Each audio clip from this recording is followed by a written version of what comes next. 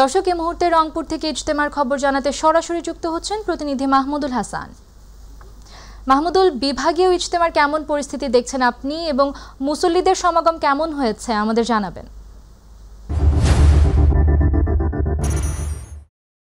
আজকে ফজরের পরে যে আম্বয়ানের মধ্য দিয়ে যে রংপুর বিভাগীয় যে 3 দিনের যে ইজতেমা সেটি কিন্তু আজকে শুরু হয়েছে। তবে আমরা দেখেছি যে গতকাল থেকেই কিন্তু এই ইজতেমাকে ঘিরে ধর্মপ্রাণ মুসলমানরা তারা কিন্তু তাদের যে এই ইজতেমায় যোগদান করতে কিন্তু আমরা দেখেছি রংপুর বিভাগের 8টি জেলার এবং বিভিন্ন উপজেলা থেকে কিন্তু মানুষজন গত রাত্রেই কিন্তু এসে তাদের যে অবস্থান সেটি কিন্তু নিয়েছে এবং আজকে ফজরের পরে যে আম্বয়ানের মধ্য দিয়ে যে তাদের কর্মসূচি ইজতেমার সেটি কিন্তু আরম্ভ করেছেন এবং ধর্মপ্রাণ মুসলমান তাদের যে আত্মশুদ্ধির জন্য মহান আল্লাহ তাআলার নৈকট্য লাভের জন্য যে এই ইজতেমায় কিন্তু তারা এসেছেন। এবং আপনাকে জানিয়ে রাখি যে যারা এই ইজতেমার আয়োজককারী রয়েছে তারা যেটি বলছেন যে এবারের এই বিভাগীয় ইজতেমা সুন্দরভাবে পাড়ি দিতে কিন্তু তারা তাদের স্বেচ্ছাসেবী সহ বিশেষ করে আইন শৃঙ্খলা রক্ষাকারী বাহিনীর সদস্যরা তারাও নিয়োজিত রয়েছে, বিশেষ করে মেডিকেল টিম রয়েছে, যাতে করে আপনাকে আরেকটি তথ্য জানিয়ে রাখি যে আজকে কিন্তু এই যেহেতু প্রথম দিন 3 দিনের যে আজকে প্রথম যে বিভাগীয় ইজতেমার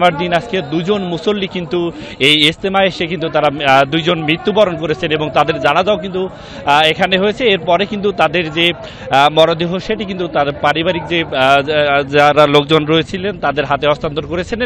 এবং জানিয়ে রাখি যে এই বিভাগীয় 3 দিনের আজকে যেহেতু প্রথম দিন, এরপর আগামীকালকে শুক্রবার সেখানে জুমার নামাজে এই ইজতেমায় যারা যোগদান ধর্মপ্রাণ মুসলমানদের পাশাপাশি কিন্তু শুক্রবারের দিনে অতিরিক্ত ধর্মপ্রাণ মুসলমানরা তারাও কিন্তু যোগদান করবেন এবং এরপরে যে তাদের যে ইজতেমার কার্যক্রম সেটি কিন্তু চলবে। এরপরে শনিবারে কিন্তু আখিরি মোনাজাতের মধ্য দিয়ে যে এই রংপুর বিভাগীয় যে 3 দিনের যে ইজতেমা সেটি শেষ হবে। তবে এটি রংপুর নগরীর 4 নং ওয়ার্ডের আবাসিক কুকরুল এলাকায় কিন্তু এখানে প্রায় 80 একর জায়গা জুড়ে যে এই রংপুর বিভাগীয় যে ইজতেমা সেটি কিন্তু আজকে শুরু হলো এবং চলবে শনিবার পর্যন্ত।